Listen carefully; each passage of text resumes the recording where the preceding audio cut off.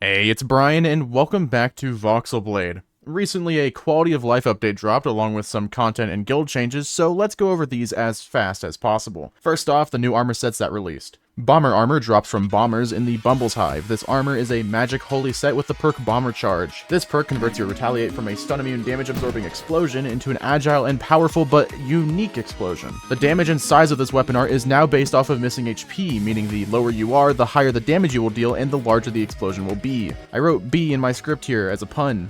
I don't know how I would have enunciated that. Whatever, who cares? Croconaut armor drops from Croconauts in the Lord Frog Caverns. This armor is a tank set with the perk Shielding Gong. This perk causes your finishers to explode with a reinforced aura if an ally is nearby. That's right, it requires another player. Remind you of anything? The reinforced potency is 0.1 per one of the perk, which is not too terrible, I suppose. I feel like there are better tank armors, however. The Fungal Ring is a poison ring with the perk Mycotic Bloom. This perk causes your poison to either slow targets when they are above 50% HP, or increase the damage of your poison on enemies below 50% HP. Now for the weapon arts. Great swords now have the Rend weapon art. This weapon art is a large but slow slash which grows in size and speed per enemy hit. It also has a 100% crit chance on the first enemy hit. This weapon art's damage output is the same as your damage type. If you have 0.5 magic scaling, you gain access to the Magic Mines weapon art. These are 5 small mines that can be laid out which do not deal damage when deploying. However, once the mines are set, either you or a mob can hit the mine, dealing moderate damage based on your weapon's damage type. If you are a monk with 0.6 dex scaling, you can access Focus. This ability is a reaction-based weapon art, acting similar to a parry. When you are hit during its activation, you will gain an effect which causes all hits on you during the duration to be auto-dodged, as well as dealing a quick jab to the attacker. If you have 20% summon boost and holy scaling, you gain access to the Toaladin weapon art.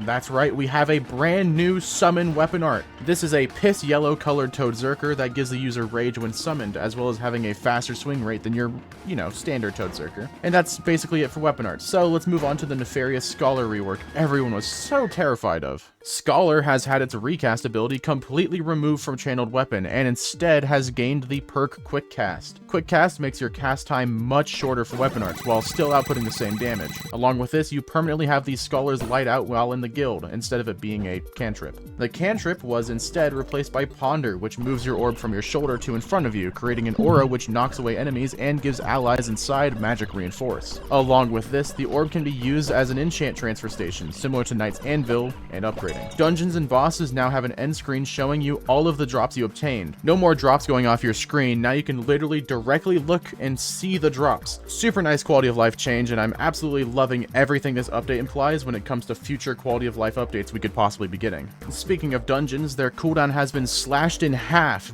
going from 1 hour to 30 minutes, meaning you can now more effectively grind them out. Dailies are untouched in terms of cooldown because why wouldn't they be? They are a daily for a reason. And that's basically some of the more important stuff. Some other small meta changes and shifts have occurred, as well as DEs becoming a much more common drop from everything except for crafting. Before the video ends, I would like to thank my channel members who make literally everything here possible. So, thank you to Makeshift, Pixel, Fantolomew, Shade Morningstar, Arrow, Smile, Scrap, Zemby, Luigi the God, Griffin, Recaffeinato, DJ Thunder, Toonblom, Fukfan, Pyrax, and Zavton. If you want to support my content and toss some spare change to a random Roblox YouTuber, consider becoming a member with the join button below.